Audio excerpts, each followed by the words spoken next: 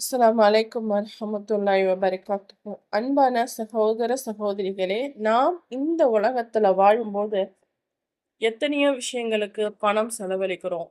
நம் குடும்பத்துக்காக, பிள்ளைகளோட படிப்புக்காக, உணவுக்காக, ஆடைக்காக, ஏன் பிறருக்கு செய்யக்கூடிய தான தர்மங்கள் வரை நாம செய்யக்கூடிய ஒவ்வொரு நல்ல செலவுக்கும் அல்லாஹ் மறுமையில நமக்கு நன்மைகளா வாரி வழங்குறான்.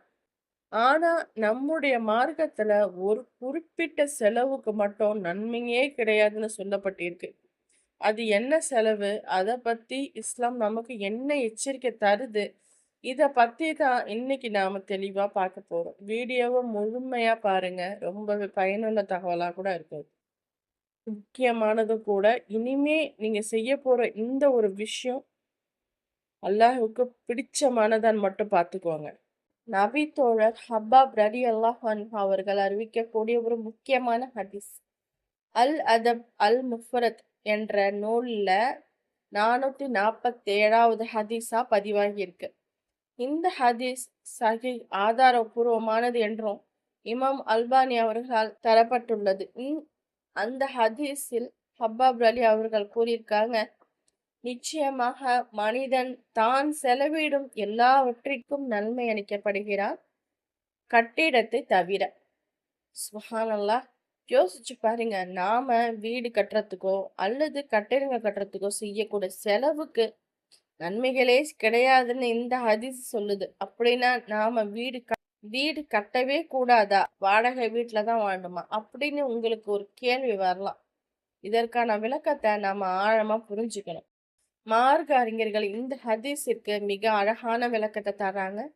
ஒரு மனிதன் தனக்கும் தன் குடும்பத்திற்கும் தேவையான பாதுகாப்பான ஒரு சாதாரண வீட்டை கட்டுவது தப்பு கிடையாது.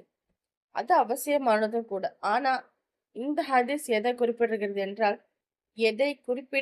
என்றால் தேவைக்கும் அதிகமான ஆடம்பர கட்டிடங்களை தான். இன்னைக்கு சமூகம் எப்படி போய்கிட்டு இருக்குன்னு நமக்கே தெரியும். 4 பேர் வாழ்ற வீட்டுக்கு 40 பேர் தங்குற அளவுக்கு பிரம்மாண்டமான பங்களாக்கள் கட்டுறது. பக்கத்து வீட்டுக்காரரை விட என் வீடு பெருசா இருக்கணும்னு கௌரவத்துக்காக கோடி கணக்குல பணத்தை போட்டு கட்டுறது.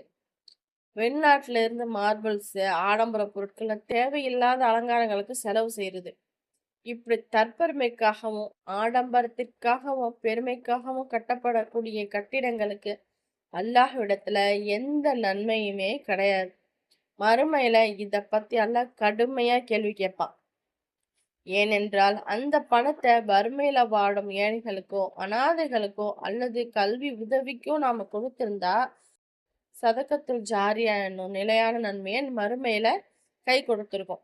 அதை விடுத்து மண்ணிலும் கல்லிலும் பணத்தை புதைப்பது எவ்வளவு பெரிய வீண் செலவு தெரியுமா? அன்பானவர்களே, பெருமானார் நபிகள் நாயகம் ஸல்லல்லாஹு அலைஹி வஸல்லம் அவர்கள் கூறினார்கள், மறுமை நாளின் அடையாளங்களில் ஒன்று மனிதர்கள் கட்டிடங்களை உயர கட்டுவது போட்டி போடுவார்கள்.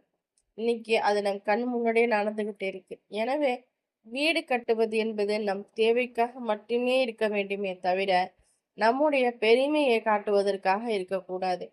அல்லாஹ் நமக்கு தந்த செல்வத்தை அவனுக்கு பிடிச்சமான வழிகளை செலவழிப்போம். மறுமையில நன்மைகளை பெறுவோம். கடைசியா உங்ககிட்ட ஒரு கேள்வி கேட்க ஆசைப்படுறேன். நீங்க இப்ப சொந்த வீட்டுல இருக்கீங்களா? இல்ல வாடகை வீட்டுல இருக்கீங்களா? உங்களுக்கு எதிர்காலத்துல எப்படிப்பட்ட வீடு கட்டணும்னு ஆசை? மார்க்க வரம்புக்கு உட்பட்டு எளிமையான வீடா? இல்ல உங்க மனசுல வேற ஏதாச்சும் ஐடியா இருக்கா? இத பத்தி நீங்க என்ன நினைக்கிறீங்கன்னு மறக்காம கீழே கமெண்ட் பண்ணுங்க. இந்த தகவல் உங்களுக்கு பயனுள்ளதா இருந்தா உங்களோட உற்றார் உறவினர்களுக்கு ஷேர் பண்ணுங்க. இது போன்ற பயனுள்ள மார்க்க தகவல்களுக்கு நம்ம சேனலை சப்ஸ்கிரைப் பண்ணுங்க. வாஹிரு தக்வானா அல்ஹம்துலில்லாஹி ரப்பில் ஆலமீன். அஸ்ஸலாமு அலைக்கும் வரஹ்மத்துல்லாஹி வபரகாத்துஹு.